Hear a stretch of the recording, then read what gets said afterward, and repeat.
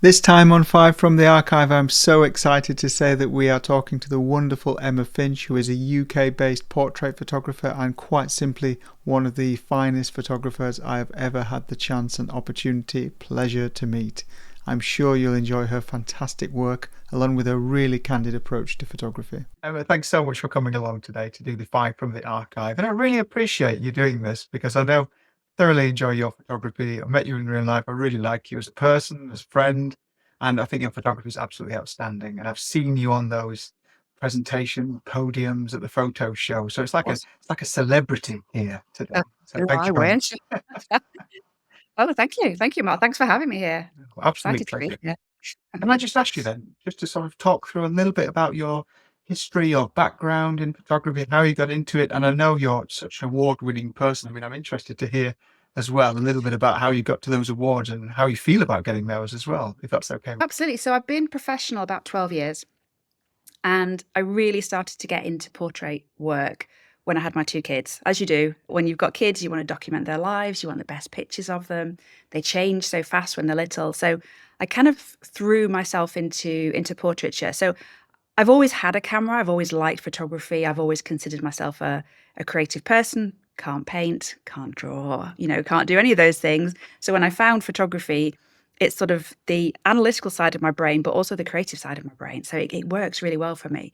So yeah, threw myself into sort of portraiture to document my kids' lives. So my entire portfolio for the first year was under fives, and I had a little website kind of just for fun. Clients started to find me through the website. What you show in your portfolio is what you attract. So I was getting lots of under five bookings. I love girls because I've got two girls. And it was word of mouth. So they'd recommend me to their friends and their friends. And I could see where all the clients were coming from because they were recommendations from the clients that I'd just shot. So yeah, so the first year was a really good grounding in portrait work because they were awkward, impatient, difficult little clients. Had to know my settings, had to work fast, had to understand lighting. So that was a great grounding in portrait work. A year or so after that, now with my kids' work, I always work on location with natural light. I wanted to understand studio lighting, which I thought was really complicated. I'll never get my head around it. I spent a year in hiring studios, working with models, teaching myself lighting. It's not just as difficult as I thought it would be. It doesn't have to be difficult. I'm not that technical a person. You can make it work. And yeah, sort of started getting more into the studio side of things. So my first business is Emma Finch Photography, which is the children, the natural light, the sort of very candid images. I launched Belle Prive Photography, a very different style, very studio lit, working mostly with women. And yeah, that's the one that sort of got me the awards and the publications and things. And then around the same time, I launched Photography Session Days, which is portrait training, lighting training, portrait events.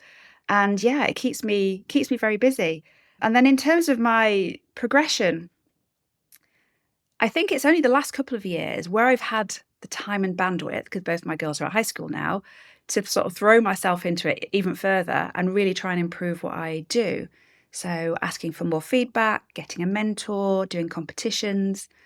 And the first year I did competitions, I got fifth portrait photographer of the year. I was, wow, this is fantastic. It kind of lit a fire under me, this competitive streak that I didn't even know I had. But competing with myself, I thought I need to beat fifth place. So tried again, tried to get, really improve the technical aspects of my work. And the year after I got third, I thought, oh, this is going in the right direction. And then this year just got photographer of the year, portrait photographer of the year. It was just through, really pushing my work and just putting a lot more effort in and really, checking for errors and checking the lighting and just sort of really just putting a lot more effort into what I was doing. So that's where I'm at the moment. Yeah. Been a journey. And actually, But your Emma Finch photography and your Belle Prive, they are so wildly different, aren't they? very different. Very, very different. They've got to be separate because they're Mm. completely different styles, different genres almost as well. I love both. Well, yeah. Do more studio work now than natural light work because I'm a control freak and Yeah. I like to be able to control every aspect of everything. So I can really control the lights when I'm in the studio and create something that's got a bit of drama. Mm. And I like cinematic lighting and that kind of a thing. I do a bit more studio work now than natural light, but I still love doing both, actually. Yeah, thank Keep you. it varied. I love the idea of that control freak nature in you, because I think your Belle Prive is a really clearly identifiable style, isn't it? Yeah. I look at her Yeah. and I know instantly who's taken them. Yeah. That must sort of really make you feel quite good and confident in that approach as well, that you Yeah. attract that. Yeah, 100%. People often say to that, I knew that was yours, or I can tell when it's your work. And I think I have analysed my own work. I've analysed where it's come from. I've analysed the themes through my work. Ultimately, my work is just a reflection of me. I think as any artist's work should be, you put yourself into your work. You're going to be more successful if it's genuinely, authentically you. So certainly for Belle Privé, I like dark, moody lighting. I like rich colours. I like sort of strong, powerful women. And there's ways of shooting that and angles and lighting styles that work for that. I try and make my work on brand and keep it a certain style because that's what I'm known for. And when I started that side of the business, I thought it's quite niche, actually. I'm very influenced by old Hollywood. I like vintage. I thought, is there a market in the UK for this? But I love doing it. I'm just going to do it anyway. It's a very Marmite thing. You love it or you hate it. I did it, stuck with what I wanted, stuck with my style, and actually it's been successful for me. So I've had clients coming from all over the UK, Europe, sometimes from the US. So if you like it, you like it, and you will travel to me. So yeah, so I'm really happy that I stuck with what I like Yeah, and and my style. I think it's a great example. I'm sorry to interrupt you. I didn't mean to. And Yeah, no, I think it's a great example of actually sticking to your guns and saying, regardless of whether or not this is mainstream, and not in a negative sense, but regardless of whether or not this is mainstream, I'm doing it because I enjoy it. And I think yeah. that's why you're so successful in it. Yeah, no, I think if you do something you enjoy, the passion will show, and you're more likely to be successful rather than trying to find a gap in the market and shoehorning your work into this gap, but you're not really feeling it and you're not really into it. I think if you're passionate enough, it will, you'll make it work. So Yeah, thank you. And then the session days, almost a natural progression from that, isn't it? In the sense of yeah, it enabling other was. people to do that too. 100%. That's just grown. That was supposed to be a one-off, then we did another, and then a couple more.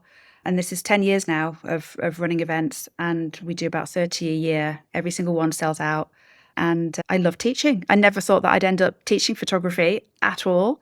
I love teaching people who want to be taught, people where I can see the progression and I can really help them. What the plan was originally was to sort of empower people to then go and do their own shoots and do their own thing themselves. If you learn the lighting, then you can go ahead and do it yourself at home. But what we find is people just keep coming back to us. We can't keep them away, which is not, I'm not complaining at all. It's a great thing, but I think they just find it easy. And actually, I think much like Camversation, it's become a bit of a community. It's a friendly environment. So people come for the social aspect as well, I guess. So I think so too, and I think that's one of the strengths of what you're offering is that they know they can try new things in a supportive and safe environment. There's no risk of judgment or failure as well. 100%. Thank you, thank you. It's lovely to see your first of the 5. Please take us through this and the rest whenever you're ready to do so. Yeah, this is one of my favorite images from last year. It's my business partner for session days, who's also a character model, Graham Curry, as the Viking. It's done really well for me in competitions. I love the intensity in it. I love the colours. It's my sort of typical fine arts image. Graham's a real sort of stickler for detail. So just before we shot, he went into the car park, put some mud on his hands and rubbed it all over his head. So he looks like a grubby Viking. So the attention to detail is fantastic. This was one of the finalists in Image of the Year last year, so it's done well for me. Does Graham carry this axe to all the meetings? Is that why you have no discipline problems? We have very well behaved photographers. I'll bet. But he's more scary without his axe, to be honest. No, he's very nice actually. Very good character model, and I've got another one in the mix that I will show you later on as well. But this is one of my favourite characters of his. I think it suits him well. Yeah, I think the story is told here just through the single image, due to that attention to detail from Graham, but also from yourself as well about the lighting, in the sense of the hands and the axe head. They're all helping tell that story. It does, yeah. With character portraits like this, having them hold a prop is helpful. The difficulty with it being an axe and it being shiny is you've got to sort of balance the light and make sure the the axe isn't brighter than the face, with it being portraiture, of course, the lightest part of the image should be the face. I think it's the intensity in the eyes and in the face. And I think, portraiture is, I think it's 50% technical skills and it's 50%, dealing with people and coaxing emotion and, relaxing them. And, it's the psychology of people, basically. Graham's very good anyway, because he's a character model. He's also an actor, so he can do that intensity. But, working with people who are less experienced, it's being able to draw out that emotion, that there's something in the eyes that sort of makes it quite a powerful portrait. Thank you. Really great one to start us off. Thank you. This one I put in because it makes me smile. This is Rayanne, who's a model in Manchester, and she has the most amazing hair. Absolutely fabulous hair, but also such a joy to work with. She came to the studio, no makeup, very natural. She's French, and she just sort of radiates.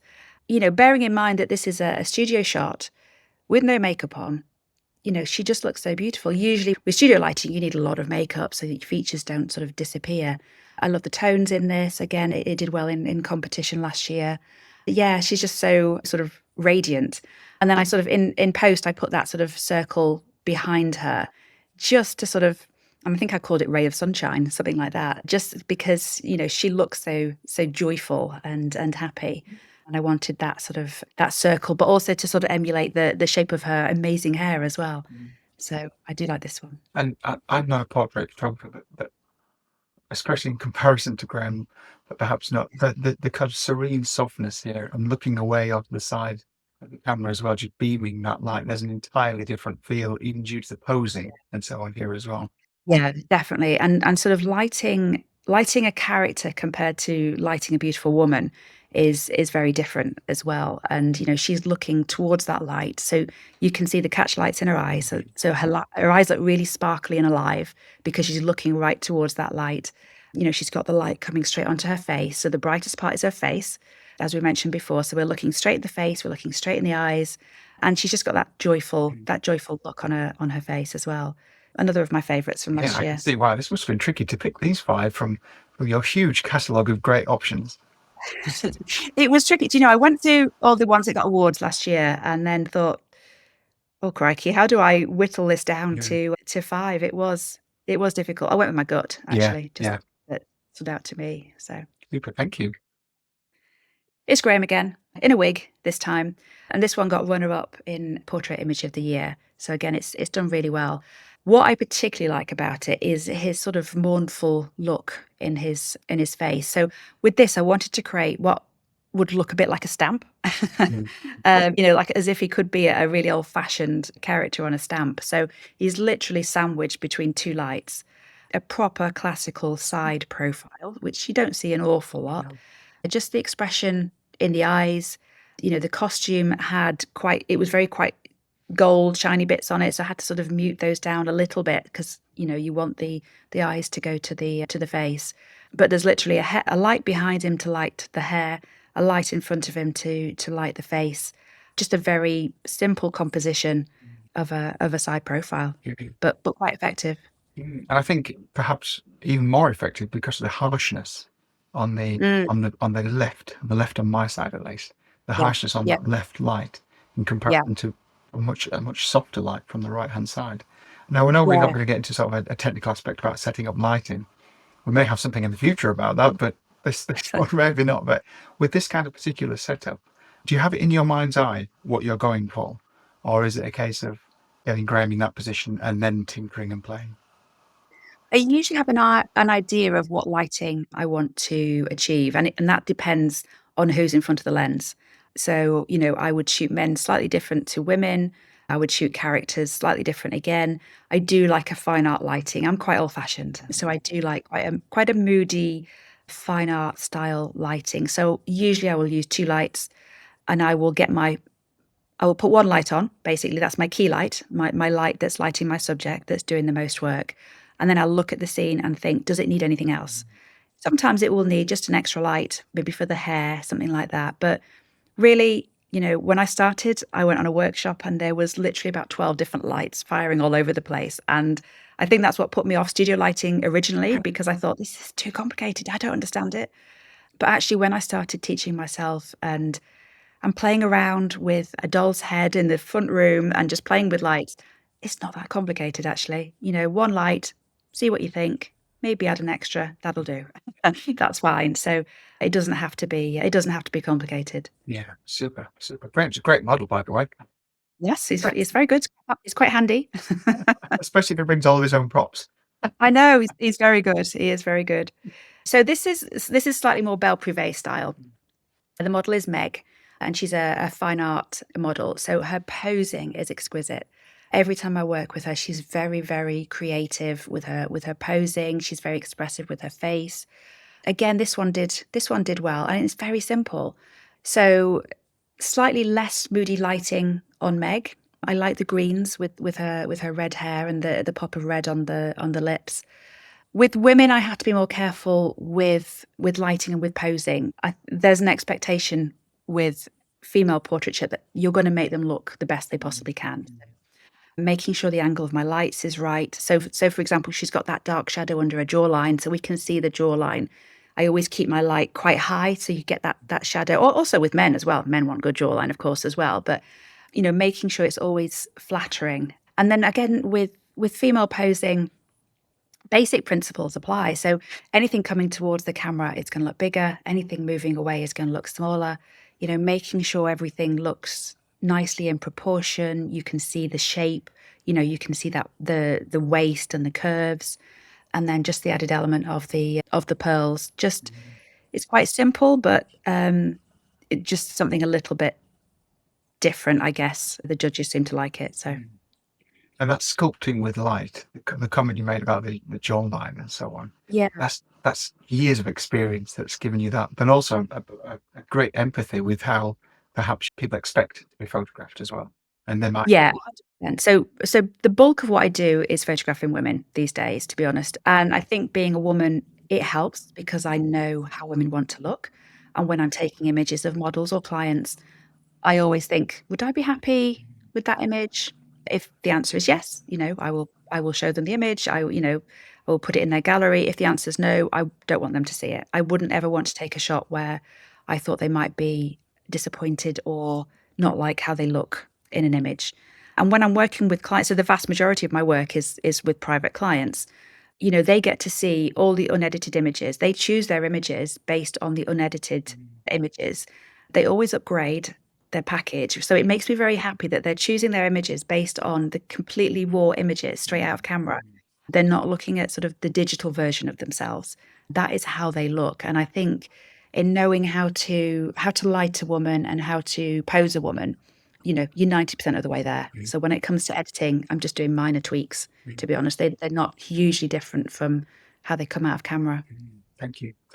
Really, really beautiful image as well. And you mentioned about working with a fine art model, the person knows instantly how to pose. So this example, is it more of a partnership with you and the model? 100%. Yeah. So when I work with Meg, so Meg does I do boudoir workshops. Meg is always my model because she's so creative and she's so easy to work with. But yeah, when I'm working with a model, so this was just a content shoot. We have sort of creative play days now and again where we'll just try different things that she wants to shoot, things that I want to shoot. And it's always a collaboration. What do you need? Okay. What do I need? Okay. And let's just play around and see what we get and how it works. There's no set plan really. And it's just a really nice way to stay creative, to, try new things, test things out. With clients, I stick to what I know. I stick to what I know will work because I don't want to experiment with, on a client's time, not work out. So, and they often will show me pictures that they like. So we'll just recreate things that I've already done. Whereas on these sort of model play days, we can just try different things. And it's always fun, nice, relaxed atmosphere.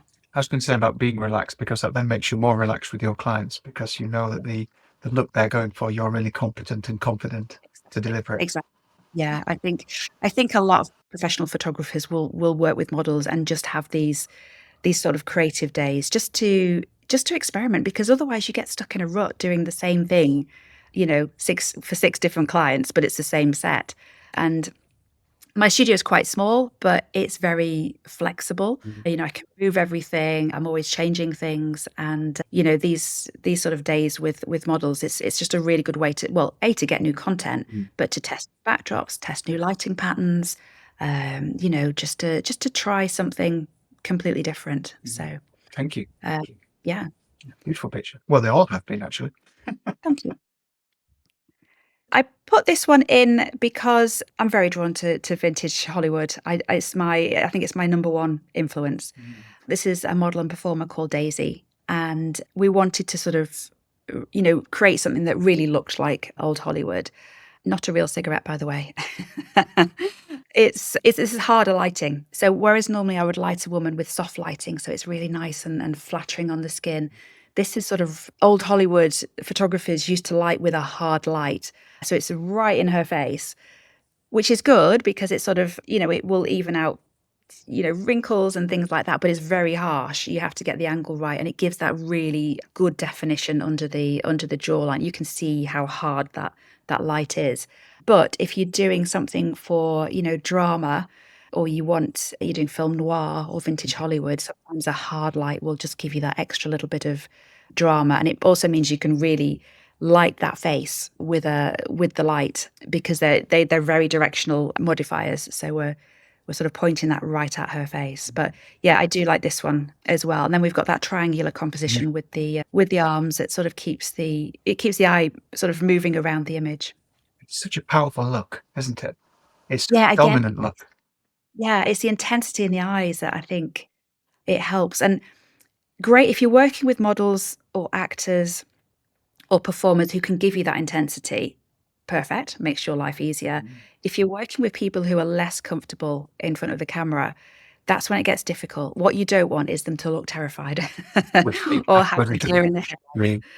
So yeah, that's where your psychology of helping to relax someone comes in. And I think my studio is very relaxed. It's quite cozy. It's quite a girly experience. So clients, after the first 10 minutes, they usually do sort of relax into it and get into it. And then we can get more powerful expressions in the face. And from that relaxation point of view, and this is an impossible question to answer, so I'm not going to ask how you do it, because that would be impossible. But everyone's different. But from your perspective, what relaxes you in the studio as a photographer? How do you yourself feel confident and relaxed before you photograph? Being as prepared as possible, I think, is helpful. I'm super organized, control freak. So, I like to know who I'm shooting, what their expectations are, what they want. So I'll always ask for a mood board of images, because then that's helpful for me to decipher what they want, even if they can't articulate it. And yeah, just being sort of ready for the shoot, and sort of knowing in my mind roughly what I'm going to do. I don't plan it to the extent of, okay, we're going to do this backdrop with this pose, with this lighting. I don't sort of have it all written down. I don't micromanage it to that extent, but I know roughly what sets I'm going to be doing, roughly what lighting patterns I want.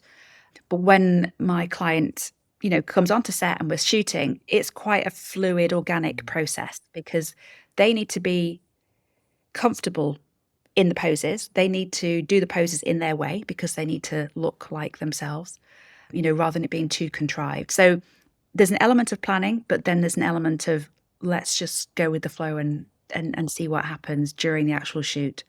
And then from a personal point of view, I always find shooting it's quite mindful, actually, I find. When I'm in the zone, that's it. There's nothing else happening. No matter what's happening in my personal life or, externally, if I'm shooting, I'm in the zone, I'm focused. And after 12 years of doing this professionally, I live for it. I absolutely love it. And, I hope that's how I always feel. I hope the excitement never wears off, because, once it starts to get a bit boring, that's when I'll start to think, is this the right thing for me? But no, at the moment, it's my dream job, literally. Yeah, I'm about to say, it must be your dream job. It really must be. And you're one of those rare photographers, I think, or I imagine, I'm making an assumption here.